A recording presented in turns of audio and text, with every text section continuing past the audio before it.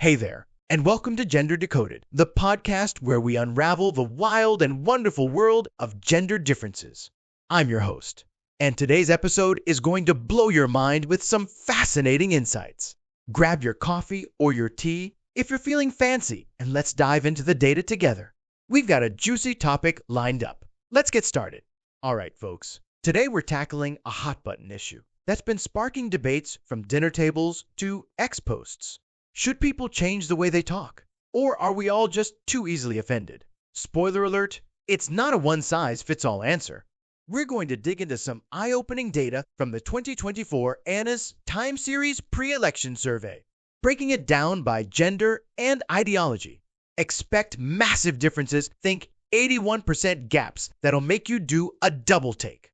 We'll explore the background of this debate, analyze the numbers with a bit of humor because who doesn't love a laugh? And share some mind-blowing facts that'll leave you pondering. Plus, we'll look at why these patterns exist. Spoiler, it's not just about politics, and wrap up with some thoughts on bridging the divide. So, buckle up, because we're about to decode gender like never before.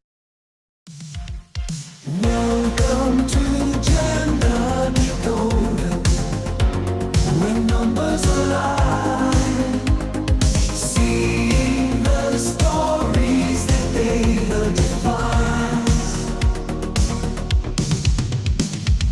breaking the barriers, truth untold, insights in gender, the data unfolds.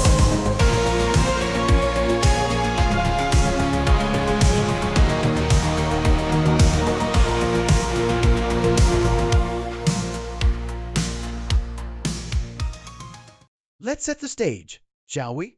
This whole kerfuffle about how we talk started gaining steam in the last decade, thanks to social media turning every opinion into a viral showdown.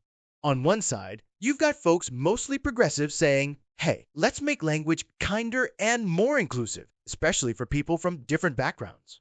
On the other, you've got the free speech warriors yelling, enough with the sensitivity police people are too easily offended. It's like a linguistic tug of war, and the rope's about to snap. Now, how did we get this data? The 2024 Anna's Time Series Pre-Election Survey is our goldmine here, conducted by the American National Election Studies, a long-running project funded by the National Science Foundation.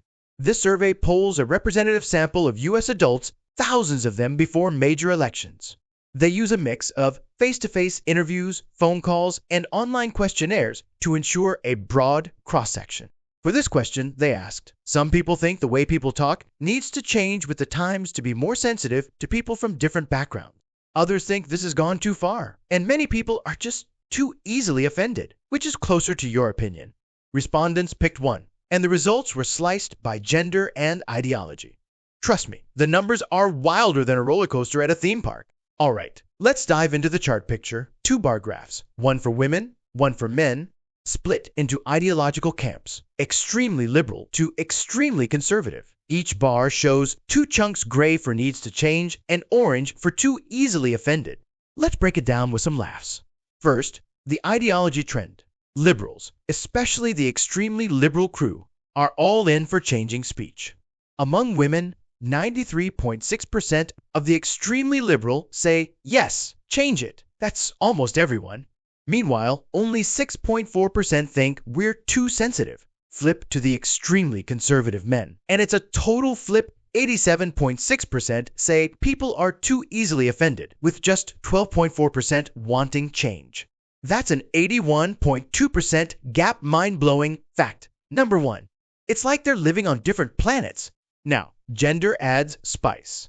Among extremely liberal women, 93.6% want change, but for men, it's 67.3%, a 26.3% gap. I guess ladies are the sensitivity superheroes here. On the conservative end, only 12.4% of extremely conservative men want change, while 25.8% of women do. Fun fact, conservative women are twice as likely as men to say, let's adapt. And among moderates, women are split 51.2% to 48.8%, while men lean 62% toward too offended. Clearly, guys are the skeptics here. Maybe they're just tired of apologizing for dad jokes. So why the divide? Ideology's a big player. Liberals often tie language to social justice, think avoiding old school slurs that hurt. Conservatives, though, see it as a free speech fight, worrying about a PC police takeover. But gender? That's where it gets juicy. Women, socialized to be empathetic, science backs this with higher empathy scores, might feel the sting of words more, especially with historical sexism. A woman who's heard sweetie one too many times might push for change. Men, raised to be tough, might shrug it off. Plus, they're less likely to face language-based bias.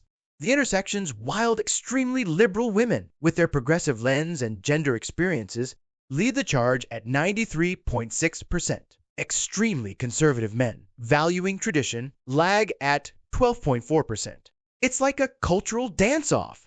And historically, language evolves, slurs fade out, but today's speed, thanks to X and global chats, amps up the tension. The ANIS data, collected with rigorous sampling, shows this clash is real and gendered.